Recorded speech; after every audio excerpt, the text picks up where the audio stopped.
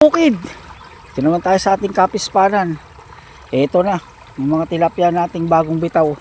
Bali, 30 days na nila, sakto 1 month mga kabukid. Yan na sila.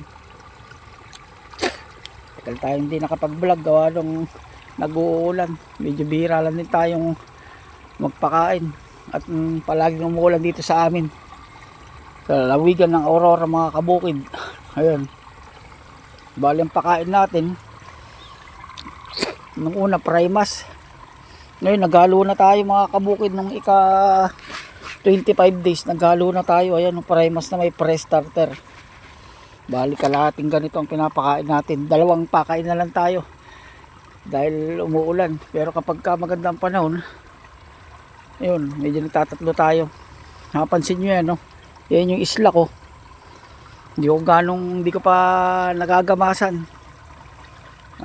Kinikit-kit nila yung lumot sa ilalim. Yan, yung ilalim ng punong yan. May mga lumot kasi yan. Kaya gustong gusto nila. Saka ako natatanggalin. Yun, nagdire-diretso na rin tayo ng tubig. In and out ang tubig natin ngayon. Kasi nga, ngayon lang uminit. Mas maya umuulan.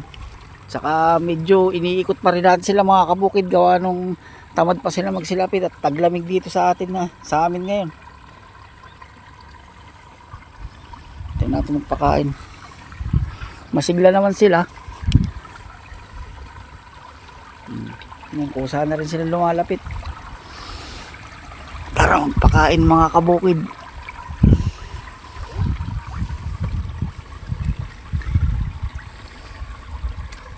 Papansin nyo yung mga tali kong yan, nilagay ko talaga yan gawa ng maraming ibon dito sa amin noong nakaraan. Inibon yung tilapia ko, kaya yung 14 mil ko nag 150 kilos lang o kulang 200.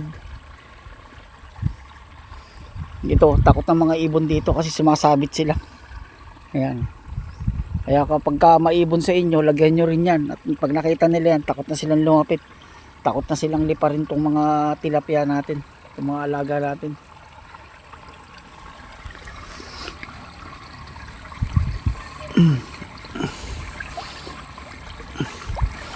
So dito tayo nag-umpisa. Yung pamasokan ko, dito rin tayo matatapos. Iikutin natin sila. Sila.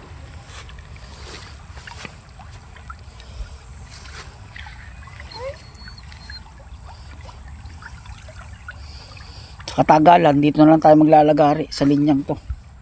Yan. Kasi lalapit na yung mga yan, aamo na yung mga yan.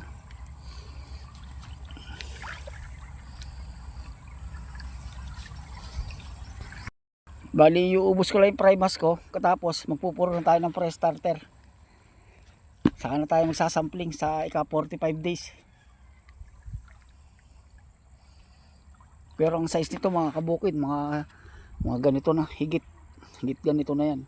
Sa tingin ko lang.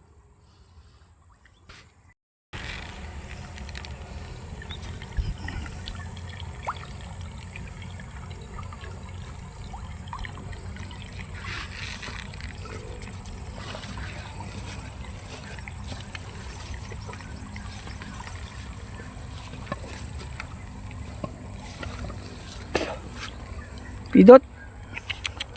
May aso kong magaling.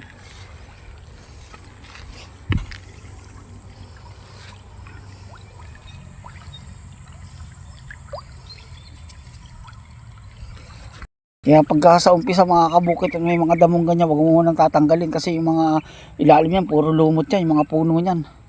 Kinakain din ng mga tilapia yan, mabilis lumaki kapag may lumot na ganyan. Hayaan yung paglumutin muna.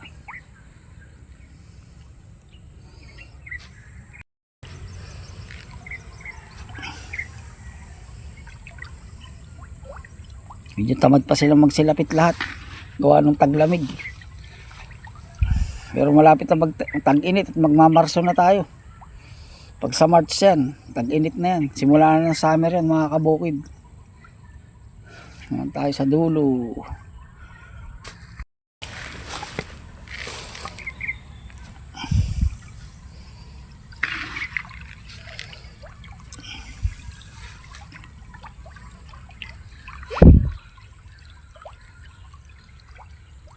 Malakas na silang kumain.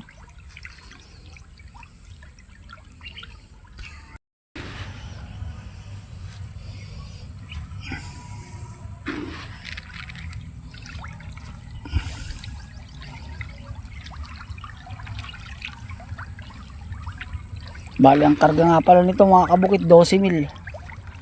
Ay kung di ako nagkakamali 14, 12 o 14 yata. So kailangan to maka 1.5 tons man lang o kulang 2 tonelada.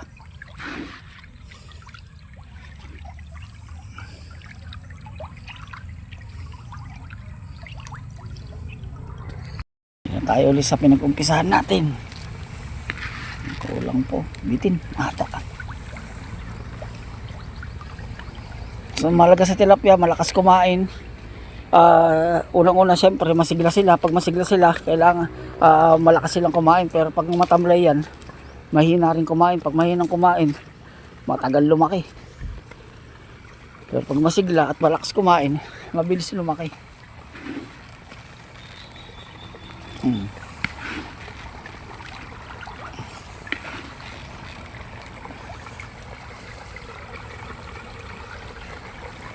Balikan ulit natin at mukhang bitin doon. Yun.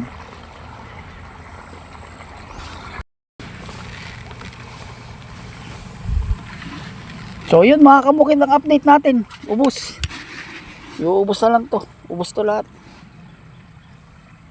Itong update natin ngayon sa ating mga bagong bitaw na mga fingerlings. Yun.